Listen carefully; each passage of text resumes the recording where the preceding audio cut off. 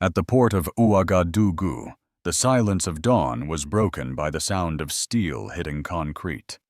Giant cranes lifted armored vehicles off ships, lowering them carefully onto Burkinabè soil. Cameras captured the moment, and within hours, the images spread across social media. What the world saw was not charity and not second-hand scrap. It was modern artillery systems from China, armored vehicles painted in desert camouflage, and drones from Turkey capable of striking targets hundreds of miles away. For many around the world, this was the first time they had ever seen Burkina Faso in the headlines for something other than poverty or instability. For the people of Burkina Faso, it was a moment of pride, a signal that their country was no longer waiting for protection from abroad. It was building its own shield. This transformation did not happen overnight. For decades, Burkina Faso was viewed as fragile and dependent, a landlocked nation written off by colonial powers. Its soldiers fought bravely, but too often with outdated rifles and little support. Terrorist groups in the Sahel exploited this weakness, attacking villages and borders, while foreign powers offered promises instead of protection. Families lived in fear, elders prayed for peace, and young people wondered if they had a future at home. It seemed like the cycle would never end. Until now. Under the leadership of Captain Ibrahim Traoré, the tide is turning. Instead of waiting on Paris or Washington, Burkina Faso has turned to new partners who bring more than empty words. Turkey with its drones and armored vehicles, China with its tanks and radar systems, and a growing domestic defense industry beginning to stand on its own. The deliveries in 2024 and 2025 mark a turning point in the history of West Africa. What was once a symbol of weakness has become a symbol of sovereignty. Yet this story is bigger than hardware. It raises urgent questions about Africa's future and the balance of power across the world. Is Burkina Faso simply arming itself for defense, or is it rewriting the very rules of independence? And if one small nation can rise, what does that mean for the rest of the continent? The answer, as we will see, goes far beyond weapons. In June of 2024, the first signs of change appeared not in speeches, but in steel. 100 armored vehicles from China rolled onto Burkinabè soil, including the VP-11 and CS VP-14 models. These were not symbolic gifts. They were frontline machines designed to patrol borders, protect convoys, and bring firepower where before there had only been vulnerability. Alongside these deliveries came heavy engineering equipment, Caterpillar excavators intended for building fortifications, digging trenches, and reinforcing defenses against insurgent attacks. For a country that had too often been forced to defend itself with little more than courage, this was a profound shift. Only a few months later, even heavier weapons arrived. Video footage spread across social networks showing cranes unloading SR-5 multiple rocket launchers, VN-22B fire support vehicles, and PLL-05 mortar systems. Painted in desert yellow and jungle camouflage, they represented a level of firepower rarely seen in West Africa. The SR-5, built on a 6-wheeled chassis, can fire both guided and unguided rockets, giving commanders flexibility in striking targets at short and medium range. The VN-22B is equipped with a 105mm cannon, giving ground forces the ability to counter armored threats. The PLL-05, a hybrid mortar and howitzer, extends reach up to nearly 13 kilometers with rocket-assisted ammunition. For the first time, Burkina Faso possessed the tools to deliver coordinated, modern artillery strikes. At the same time, a new dimension was added in the air. Beginning in April 2022, Turkey supplied Bayraktar TB2 drones, with 5 delivered in the first phase. By 2025, Burkina Faso operated at least 12 UAVs, including the larger Akuncu model, one of the most advanced drones in Ankara's arsenal. These drones, capable of carrying precision-guided munitions, are not simply defensive tools. They are eyes in the sky, able to monitor borders, detect smuggling routes, and track terrorist convoys long before they strike. South of Ouagadougou, a dedicated UAV base was established, signaling that the government was not only buying drones, but also building the infrastructure to use them effectively. What makes these developments remarkable is not only the scale of weapons, but the symbolism. For decades, Western powers supplied African armies with outdated rifles, aging trucks, and so-called aid packages that left countries dependent and weak. Burkina Faso was often described in foreign capitals as fragile, unable to protect its own territory without outside intervention. Now the images told a different story. Here was a landlocked nation at the heart of the Sahel, suddenly in possession of artillery systems, combat drones, and armored vehicles that rivaled the equipment of many European militaries. The message was clear: Burkina Faso would no longer be defined by dependence. Inside the country, these deliveries sparked both pride and relief. In villages long plagued by violence, parents began to hope that their children might walk to school without fear. Farmers, traders, and truck drivers imagined roads patrolled by armored vehicles instead of bandits. For soldiers who had once faced terrorists with little more than small arms, the sight of modern rocket systems and UAVs gave new confidence. They were no longer standing alone. They now had tools worthy of their courage. At the 2025 Synergy of Safety, Security and Defense exhibition in Ouagadougou, a new layer was revealed. Burkina Faso's own company, BAT Equipment, showcased a prototype light armored vehicle built on a pickup chassis with a mounted turret. Though modest compared to Chinese or Turkish systems, it was a powerful symbol. For the first time, Burkinabè engineers were producing their own military hardware, however small. It signaled a future where the country might not only import weapons, but also manufacture them. This step toward self-reliance was as important as the imports themselves, because it spoke of an ambition to build capacity, not just buy it. Together, these events represent more than a military upgrade. They mark the beginning of a new security doctrine for Burkina Faso. The government has chosen to align with Turkey and China, not Paris or Washington, reshaping the map of alliances in West Africa.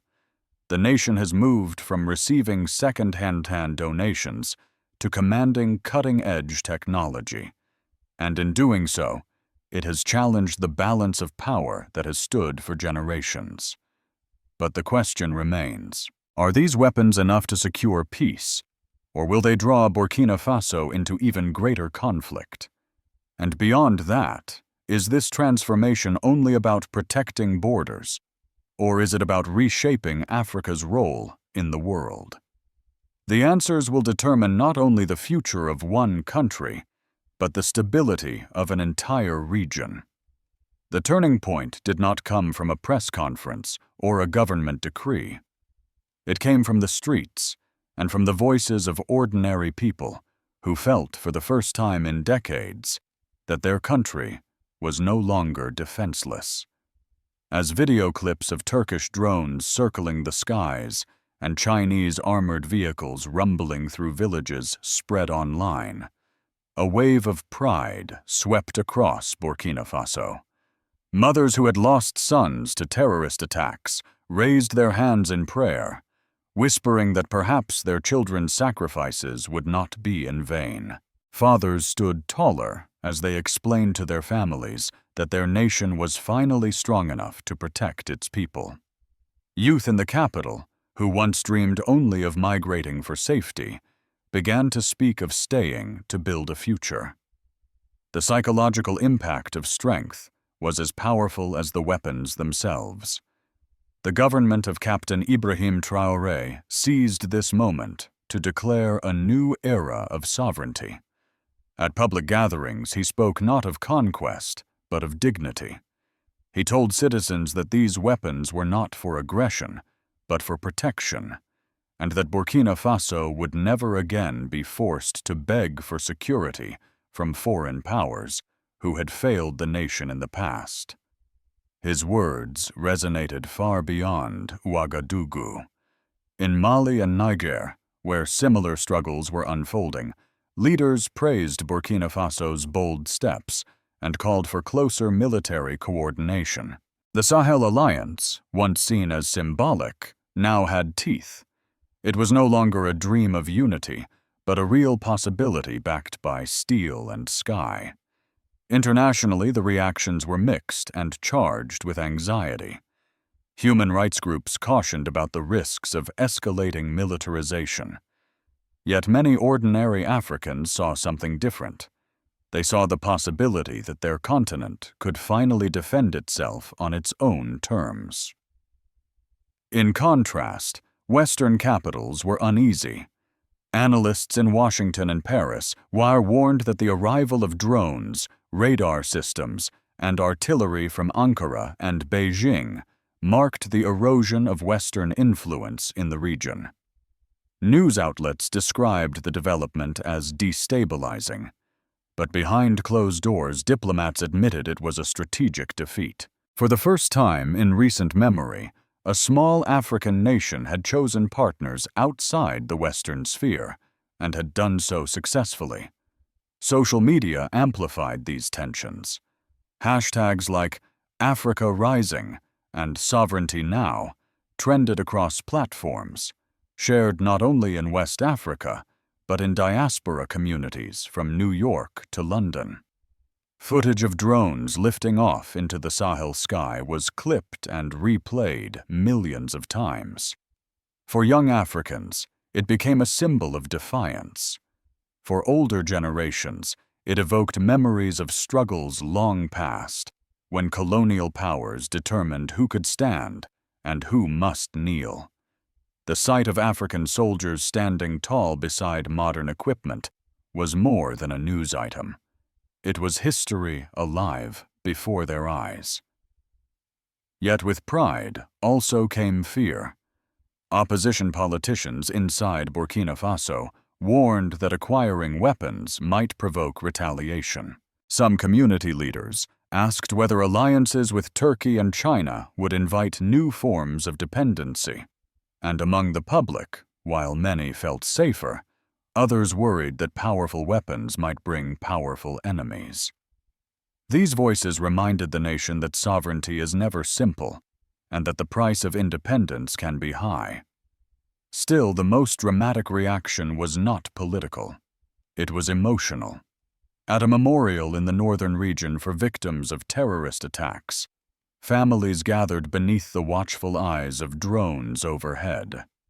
One widow spoke into a camera, her words broadcast across the country. "For years, we buried our children with no one to protect us. Now I see the sky watching over us.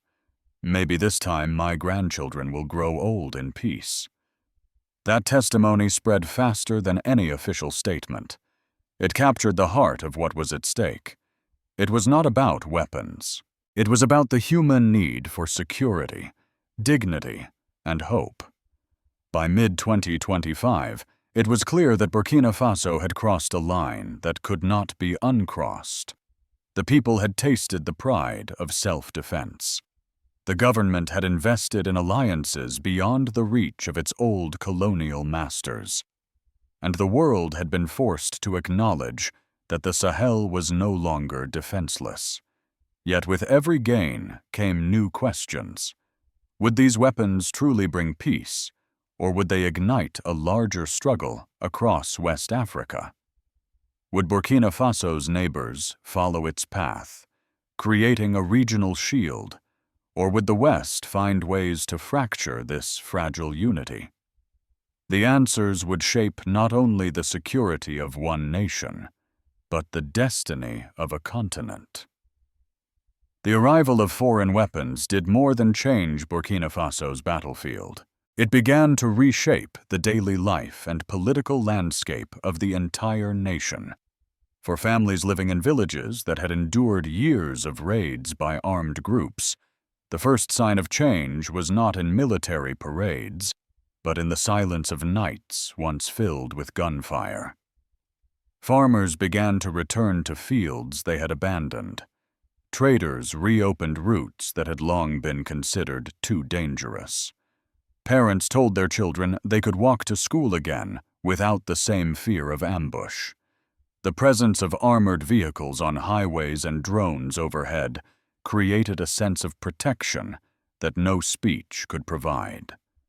Ordinary people began to believe that the government's promises of security were finally being kept.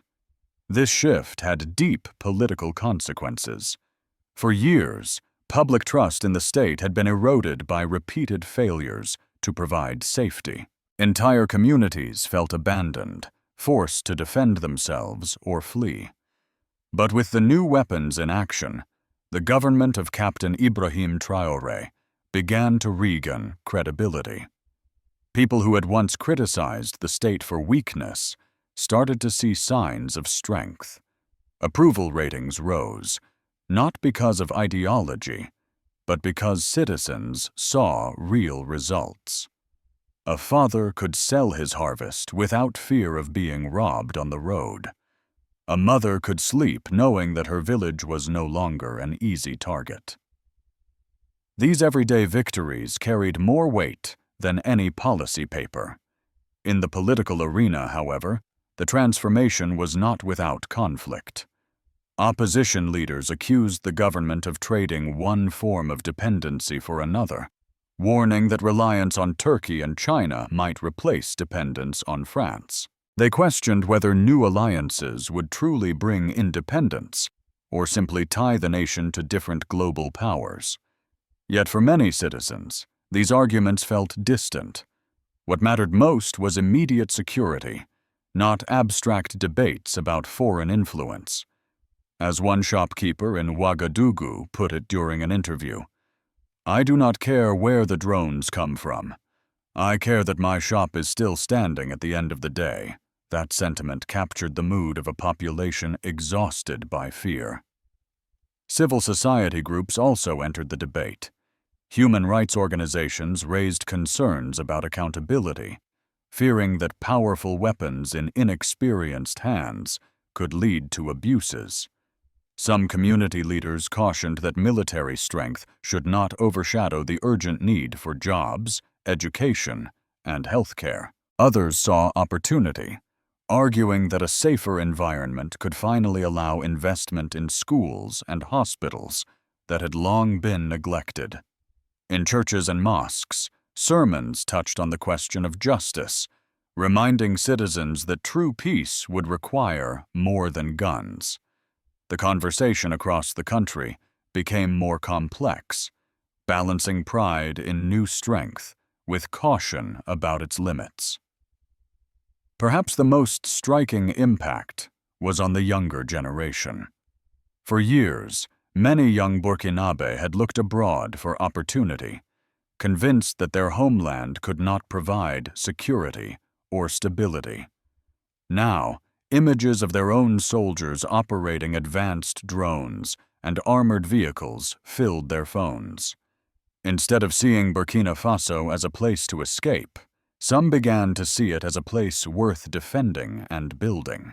Military recruitment saw an increase, not only because of patriotism, but because young people felt the armed forces had finally been given the tools to succeed. In classrooms, teachers spoke of sovereignty not as a dream, but as a living reality. This shift in mindset may prove as significant as the weapons themselves. Still, dangers remain. Armed groups have not disappeared, and their tactics are evolving. Political opponents inside and outside the country continue to criticize the government, warning that heavy militarization could spark new cycles of violence. International actors watch closely, some with alarm, others with admiration.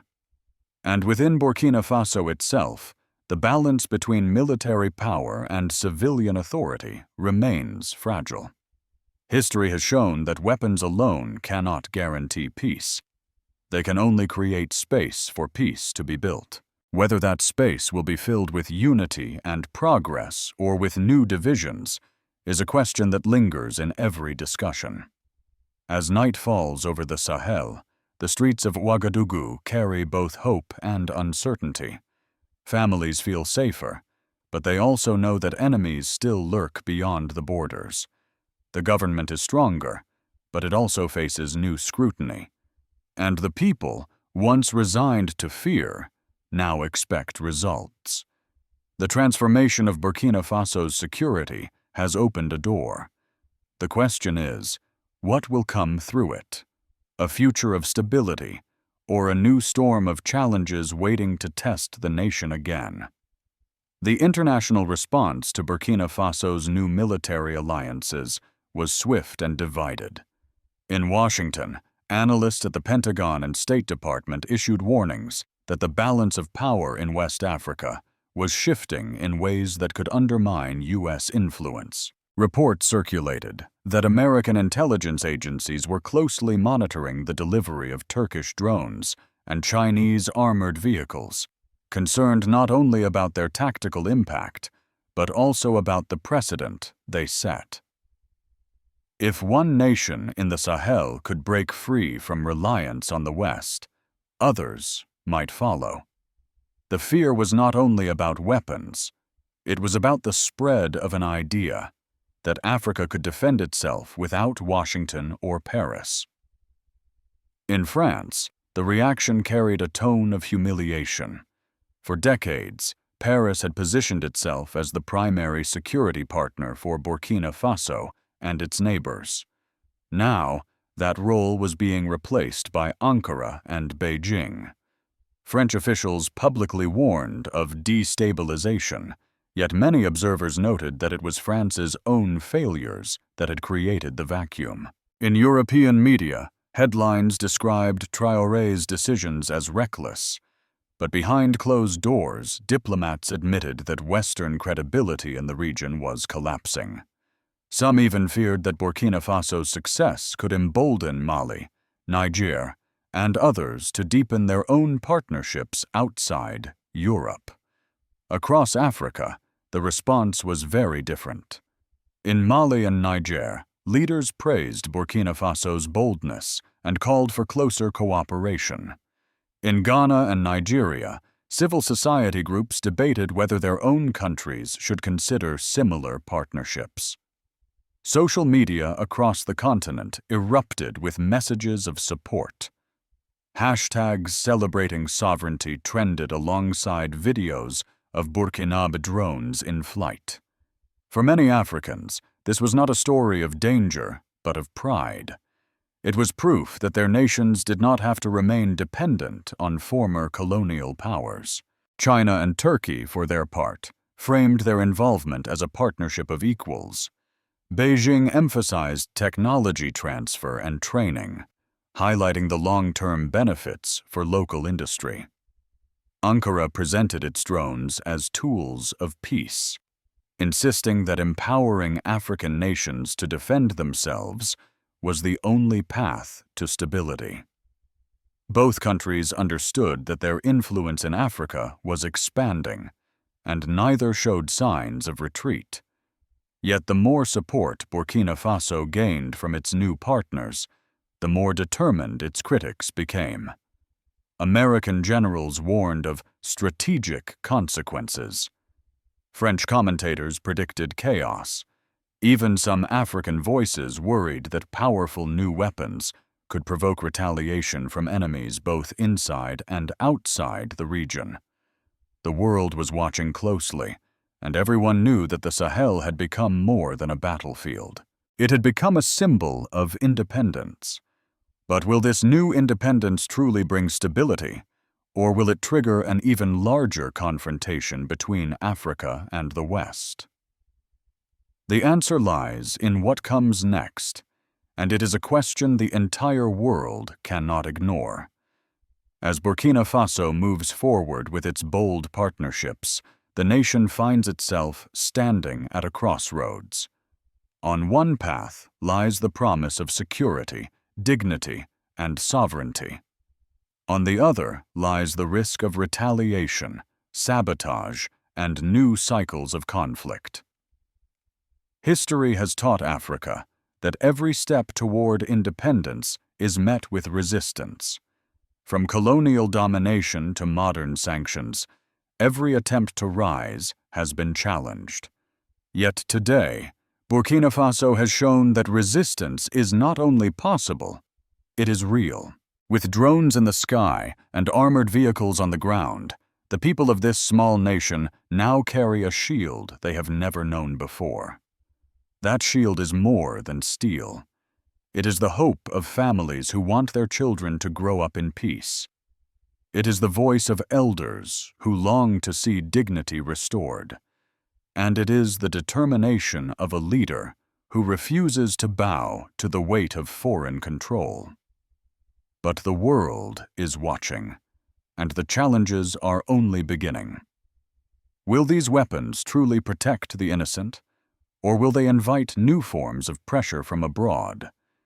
Will Burkina Faso's unity inspire its neighbors to build a common defense, or will fear and division weaken the dream of African sovereignty? These are questions no one can yet answer.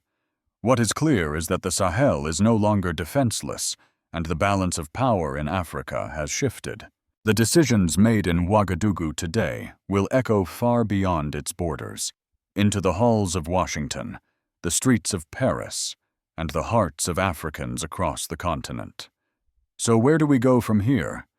Perhaps the lesson is not only about Burkina Faso, but about what every nation deserves: the right to protect its people, to stand with dignity, and to choose its own future without permission from others. If this story has touched your heart, I ask you to reflect on what sovereignty truly means. It is not an abstract idea. It is the farmer tilling his land without fear, the child walking to school without danger, and the soldier defending his people with honor. If you believe in justice, in dignity, and in the rising spirit of Africa, let your voice be heard. Share your thoughts. Share this story. And remember, true freedom is not granted. It is built, defended, and lived. May God bless Africa, and may God bless all those who dare to stand for their people.